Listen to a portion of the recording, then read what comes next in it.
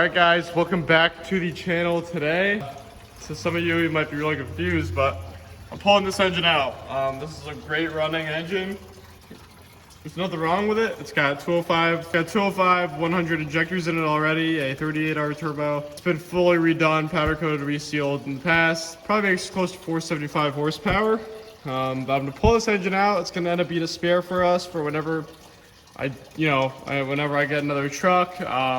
I can put this in it. Might be able to go on the excursion one day. But basically I'm taking this out to put this engine in it soon. I'm waiting for powder coat to get back for this, but once powder coat's back, we can fully assemble it, and it'll be just about ready to get thrown into this truck here. So yeah, I figured this weekend, it's Friday, I figured I've got the whole weekend. I should rip this thing out this weekend and have it over with. So that's what we're gonna be doing today. So we're gonna start with the front clip, get the grill off, bumper off, headlights off, header panel, radiator. It's a whole, it's layers and layers, but I'll keep you guys updated on taking all these parts off. So stay tuned. Hope you guys enjoy this. And this is the beginning of a really cool build here. So I'm excited to finally get this thing ripped out and get this whole thing started. All right, so as you can see, I've got the grill off.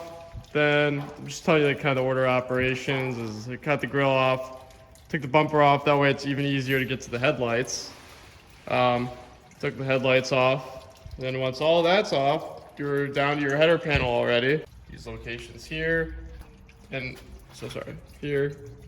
And if your fender's not rotted out, you'll have one there and one there, on both sides.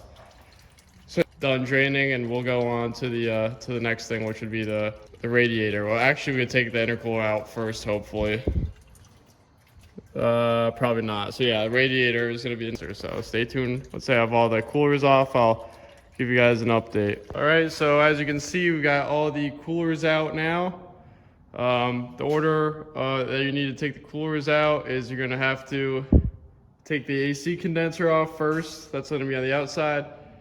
And then wedged in between the AC condenser and the radiator, you're gonna have the intercooler, which is gonna be last because of that. So after the AC condenser, you need to take off the radiator. There will be two transmission lines underneath it, two hoses on the bottom of it, and one hose on the top you need to disconnect, as well as the reservoir that's connected to the radiator. Then you just pop the radiator out. Two metal brackets. There will be one here, one here. You just pop the 8mm bolts out of the brackets, and they'll pop off, and you just pull the radiator up.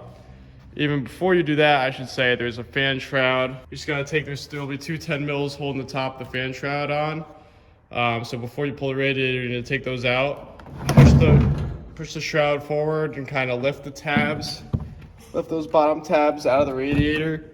That way, that's not stuck to it. You just need to push the whole shroud forward so that you'll be able to pull the radiator up. And once that's out, all you have left really is your intercooler. So for the intercooler, you just need to loosen your boots at the intercooler. And that's how we are here. So last step to the pulling the front clip apart is just taking this support piece off. You'll have, I believe these are, I want to say they're 13 or 15 mil. Two of those on the front and two on the back. The same goes on the other side. So we're going to take that off. Then we're gonna have to start assembling some engine pieces to make the engine easier to come out. Forgot to mention they also put 8 mils. There's one 8mm there. And you'll see one 8mm right there on the other side. And the same goes for this side, so I just forgot about that. Figured I'd mention. Show you guys what I did so you guys can get the gist of what maybe you might need to do if you're gonna remove your engine. So start off by taking the intercooler pipes off on both sides. You're gonna want to take off your spider, get that out of the way because you're gonna probably put some sort of chain or something to lift the engine. Definitely take the turbo off because it's, trust me, you might see from last time of the little dent there. Even without the turbo, it's a challenge to get the up pipe to clear that. So definitely take your turbo off. Just two bolts there to your turbo, and you gotta take the two V-band clamps off the exhaust and up pipe. You gotta take those off. Next, for power steering or hydro boost, whatever you want to call it, you gotta take all your lines off. There's 3 lines that go to the reservoir here. Little trick, or I don't know if it's a trick, but to make less of a mess, there is a hose on the very bottom of the reservoir. I believe it's this one that hooks up to the bottom of the reservoir. If you just rip it off, all the fluid in your reservoir is just going to drain straight onto your frame or onto your truck. So what you do if you do, well, what you can do is follow the hose down, which goes through your cooler here, pop it off, put a drain pan under it, and it'll drain a lot of what's in the reservoir for you. So that when you pop it off, pop the line off the bottom of the reservoir, it's not just going to drain all the fluid on your frame. So yeah, I got a little paper towel tucked in there. Got my 2 fuel lines disconnected. As you can see, I'm trying to get a good shot of that. You see a few lines there. You're gonna need a special plastic tool, or a mix of little metal tools to disconnect those fuel lines. I can actually show you them right now. Get a set of these. They're not the best. They're plastic. They make better ones, but these typically do get the job done. The yellow and blue ones. If your fuel lines are rusted, I feel sorry for you. Just because I know I've dealt with it so many times. What's happening is you have to snap, well, or not even you have to, it just happens that the ends of the fuel lines snap inside the braided fuel lines. That's an expensive repair because the braided lines are $200. So, next, once the fuel lines are off there is this harness. This wire you see, it will run from your glow plug solenoid. It'll run through here, and it'll hit this solenoid relay, whatever you want to call it, here. It's actually this nut right here, so you're going to loosen that nut, take it off, but you're also going to need to loosen or take off both these nuts because this comes off first, and that wire will be right under it. I got my boost floor, or for some of you guys, just map sensor tube off from the spider there. You're going to want to take your ground off the engine. There's the passenger side bolt. You're going to want to take off the 17 mil, and then on your the passenger side, you're going to have a 15 mil bolt that holds the ground on, and a 15 mil nut that holds this bracket that holds your hot and your trans lines. That's what you're going to want to take off there. Also, there's for the 42 pin connector, you're going to need to disconnect that. That's a 10 mil bolt. You're just going to need to loosen up there. And for the crankcase vent, I'm not sure if you guys have it deleted or not, but I mean, there was simply just a tube on mine because I have it rerouted. That's what I meant, not delete. I have it rerouted to just go out to the atmosphere. So I just had to take that tube off there. And then after that, I mean, unless I might be forgetting a thing or two, but I feel like I hit most of it. It's just you got your trans bolt. But if you have a manual like this is, just gotta get those trans bolts out, starter out, or you could hang it, whatever you want to do. I just took mine out because I'm so sick of, I've done this a few times, and it's just I'm sick of issues with things that I was too lazy to take off, and then it ends up biting me when I'm trying to pull the engine. And then after that, you just have your engine mount nuts that you attack from under. You know, there's your engine mount, so you just go on the underside of that and you'll see your nuts there. So yeah, that's pretty much the gist of everything you need to get these ready to pull. If I do remember something that I forgot to mention. So the oil cooler, on the oil cooler you will see yellow, there's the oil cooler, that red thing right there. You'll see a yellow cable go to the housing of it. That's for your block heater. You're gonna need to just pull that cable off.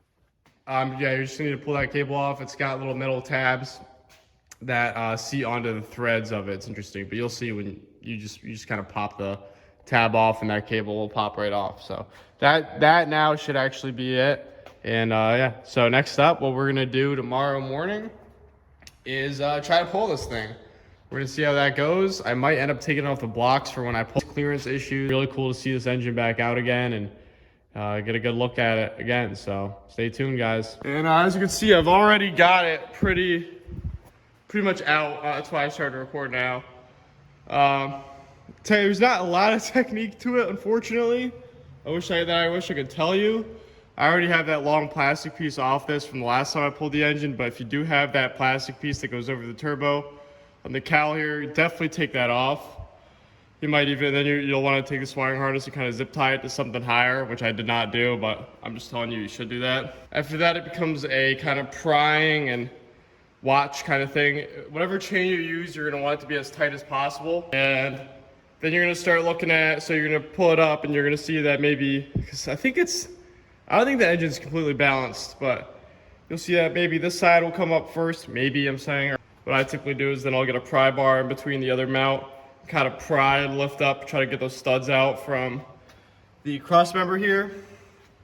Then, as you can see, you'll be fighting with, if you don't take the oil filter off, personally, I suggest that you take the oil filter off. But if you don't, you'll usually end up hitting the side of it like that, as you can see I did there, because that's an issue clearing the cross member, and you'll also be looking at trying to get your pan to clear the cross member as well. Personally, you can already see it's hitting a little bit there. I'm probably gonna move this thing this way a little bit because I don't want to completely mess up the pan. It's a brand new pan on this thing. But I think I'm at the point where I can just fully yank the thing out. Another thing you'll want to do if you have a manual is get your pry bar under the truck. And you're gonna want to kind of just pry between the trans and the engine just to make sure those dowels are free, or they're about to be, they're ready to be free. Just to kind of help the trans and engine a little bit separate themselves. So yeah. I'm about to rip this thing out fully. Stay tuned for me yanking the rest of this thing out. Hey guys, we are officially out now. I'm just trying to let it drip a little bit. It's already made a mess. Luckily it's coolant, so it won't stain. But yeah, the very last kind of thing was the up pipe was stuck on the cowl there like usual, of course. So I had to actually end up lowering it. I lowered it again. Just to the point where I could kind of pull this and that just kind of uncaught itself. And the second the up pipe cleared, because once the second up pipe clears, you're going to be hitting the oil pan on the cross member. Then I lifted it up again and we're good to yank out. So we're finally out now. I've done this a few times, and every time I'm trying to get a little better and better at pulling these without, breaking anything and stuff. But I think this was definitely a better one for sure. I'm gonna set this thing down soon, hopefully, and start cleaning up the mess that we made. So pretty cool seeing this thing out again though. I mean, once it's on the ground, I'll give you guys a full look, because I don't trust this chain in the slightest way, but pretty cool for sure. So stay tuned, guys. The last time we did this, I cleaned it up pretty good in here. I actually took the whole truck out of the garage and sprayed a bunch of gunk at it and power washed it. It was disgusting because the engine that was in it actually had over 400,000 miles on it and was leaking an excessive amount of oil at the time before, not the current engine I just pulled out. But so I power washed to the best of my ability then, but now I'm getting even more picky with it. And there's still some spots I'd like to hit, especially when you go under into the frame rails there, and the top of the engine you can probably see is just coated. The top of the transmission. So I think what I'm gonna do is end up eventually bringing this truck back outside. It's probably the plan eventually. But now I'll go over and I'll show you guys. Oh, one other thing is, you see our fender dump here. I'm hoping I'm not hoping, it's gonna happen. I just don't know how hard it's gonna be yet. We're gonna get, this is gonna be mounted on the T4 downpipe. It might be a little different, but we're gonna see what we can do. There's some spinning we can do with that clamp there, so we might not be able to touch it, might not have to touch it, but we'll see. We'll bring you guys over to the engine we pulled out to get you new subscribers a good look at what we did do in the past year. So now we have our, so valve covers were sent out as powder coat, the intercooler pipes, spider, showed you guys that previously. The whole engine I'd painted red. It was like some sort of Chevy red. So I mean, it was definitely cool. I had the manifolds off, put manifold gaskets on it, painted the manifolds, up pipes. Got a south bend clutch on there, which I'm not sure if I'll be keeping or getting an upgraded dual disc. This was rated for 475 horsepower. New oil pan on the time on it. New oil pan at the time on it with Moroso gasket. It does have the studs. That's exactly what we'll be doing to this one once I get the oil pan back from powder coat. I mean, everything, oil cooler O-rings, painted everything on it. This one's definitely been through it, brand new water pump. Anything that needed replaced, I replaced on it, and it had 205 100 injectors in it. And I had a KC38R turbo on it, which I'll show you guys. The turbo that was on it, still in excellent shape. I mean, literally no play in the wheel whatsoever. So this was powder coated as well. So yeah, nice to have that. And again, the pipes, spider, still in excellent shape. All right, guys. So as you previously just saw, the engine is finally pulled. So we are finally at a point where we can move forward with the build of this truck. So as you can see, when I'm recording this clip, the engine is, I'm sorry, not the engine, the truck's outside. Basically because I decided to clean it. I decided to power wash it. That's gonna be a whole other video, degreased, power washed. So that's why this is currently outside, and it is also going to get painted, like the cross member and parts of the frame that aren't painted yet are going to get painted while it's outside. That's going to be its own video. The gauges are going to be getting installed. Glow shift gauges are going to be getting installed soon. That's going to be a video in itself. And lastly, not lastly, but I'm just saying upcoming videos to look out for. Irate fuel system mounting and install with a fuel cell, and how I'm doing it, for maybe if you guys plan on doing it at some point. That's going to be another video as well. So you definitely want to stay tuned for that. So we got our 475 horsepower engine out, and we got our 600 horsepower 7.3 sitting here, just getting ready to be assembled. At the time that I'm recording this right now, I just got the news that powder coat is ready. I'm going to be picking it up tomorrow morning. So we're going to be going crazy. It's Friday afternoon right now, so this weekend's going to be pretty busy. I'm going to really try to button this thing up the best I can this weekend, as if I can get powder coat tomorrow morning. So that's great news for sure. So definitely a lot of videos to come up. Sorry for the gap in videos recently. There's been a lot going on, and I had some issues editing this video. You'll probably see throughout the video. It's weird, but I think I got my program right and everything now. So stay tuned for the next videos. They're not going to be kind of as chopped up as this one is. Just give you guys a little sneak peek of the truck outside. It actually rolled out pretty decently, but for whatever reason, it doesn't really want to roll back, probably because the pitch. But she's out here and ready to be painted. It's already power washed, but you're gonna see that video. So stay tuned, guys. Appreciate you watching. 600 horsepower engine build is about to get crazy. All the powder coat stuff's getting in, so we're gonna have a ton of install videos. And once the engine's in, I mean, there's gonna be plenty of videos of the rowdiness of this truck. So you're gonna want to subscribe if you're new. Put the bell notifications on so you know when I upload. Thank you guys for watching. Leave a like if you enjoyed the video. I'll see you guys in the next 7.3 Powerstroke video.